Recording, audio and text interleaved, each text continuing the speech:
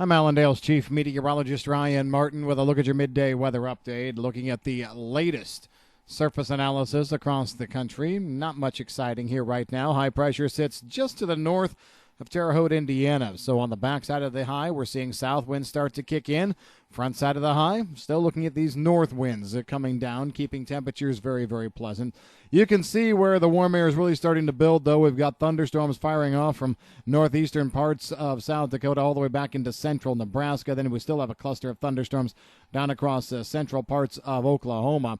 The warm air that funnels up is just going to fuel some of these thunderstorms in the days ahead.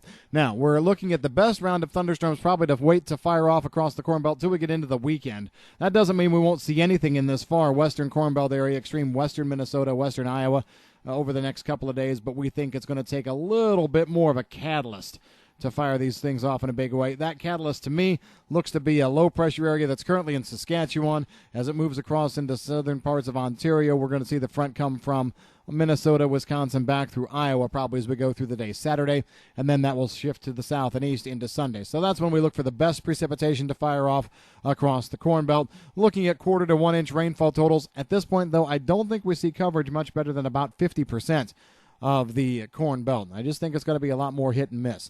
The heavy showers and thunderstorms that we're seeing in Nebraska down into Kansas and Oklahoma right now will likely fall apart.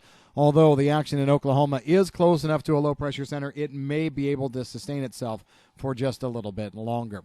Going forward, we see that moisture as we go through the weekend. We're not really changing our thought process there much. The next front comes in right at the end of the month, the 30th into the 31st. That front also can give the Corn Belt a quarter to 1 inch rainfall totals, coverage a little bit better, about 75 to 80%.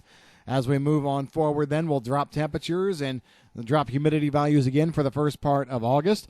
And we'll see another front in around the 6th into the 7th. So 3 systems over the next 15 to 16 days, each of them giving nice rains, but nothing over the top. Looks like a very solid, very nice close-in forecast. Where are we going to be seeing trouble spots? Well, the first place you got to think of is some of this heavy rain that's falling back in south-central Kansas into Oklahoma. What we're seeing here is a frontal boundary just kind of stalled from central Oklahoma eastward, and since it's stalled, it's not moving. We're seeing action fire off in the same area day after day.